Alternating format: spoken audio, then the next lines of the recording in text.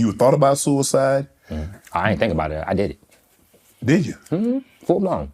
Jumped off the balcony. Did you break anything? So I had me and my dad got into it. We got into it real bad. After the conversation. Do you remember what the argument was about?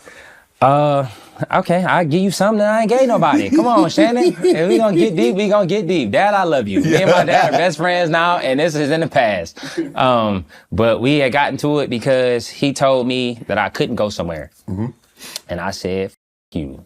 Who you telling me I ain't going? Whoa. Shannon, that was your exact words? Shannon, F you. What are you talking about? I'm How going you gonna tell outside. this story now?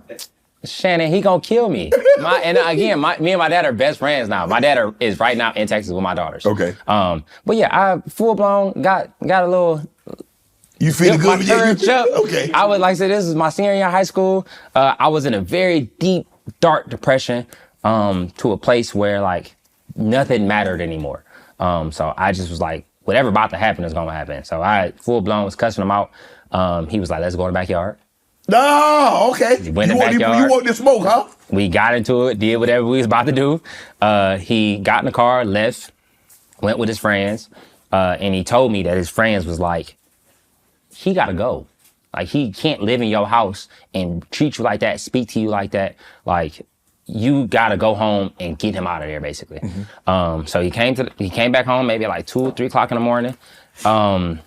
He had something in his hand. I ain't gonna say what he had in his hand. He had something in his hand, sat on the edge of my bed, and he was like, if you move, something about to happen. I remember sitting up, and that's when he told me, like, we ain't gotta have no relationship. We gotta have no, you don't ever talk to me like that. You don't ever treat me like that, and you won't have no problems. But that happened again, it's over with. You can read between the lines. So that put me into a place of like, if you gonna do it, I'm gonna do it before you do it. Right. So I walked outside. I grabbed a bunch of ties. I had like a collection. Well, he had a collection of ties. I grabbed maybe like 10 ties. I tied them together. He had like this makeshift garage.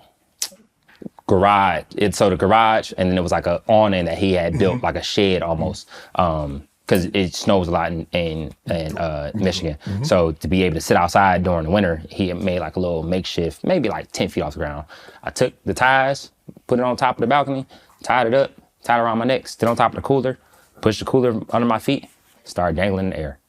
I'm in the air for maybe like what felt like 10 seconds. I'm at the point where like you start trying to regress, but it's too late. So I'm like trying to grab the ties, I'm trying to pull myself up. My dad sees me. This is why I take my hat off to him. After everything we just went through, out of all of the conversations he just had of me not being his son no more, and we just he got to take care of me till I'm 18 kind of relationship, he came, picked me up, took me off them ties, and told me how much he loved me, and that's why I'm here today. Wow. I would have been gone, Shannon. Was that the first time your dad ever told you he loved you? First time he said it like that. First time he said it in a way of like, I want you here. Like, I understand what we going through, and I understand that this is just a phase, and this is just a part of life, and we gonna make it together, and we gonna get out of it together. That was the first time where I felt it. He might have said it before, but that's the first time where I was like, oh, okay, I got you. Like, I understand. Now I'm living for something different than just myself. And that was the first, and that completely changed your relationship with your father. Completely. Yeah, absolutely. It was like, when I say to a point where it was awkward after that. Like, he just saw his son try to take his own life. So it was like, it can't just get back to normal immediately, right?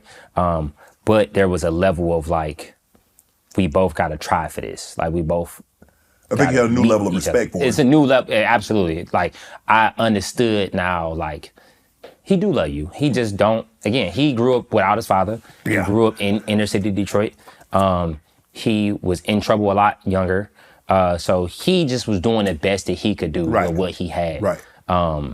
And like I say, he taught me a lot of hard work. He taught me a lot of discipline. And I think that kind of put it in perspective for me, like, all right, it's bad, but it ain't that bad.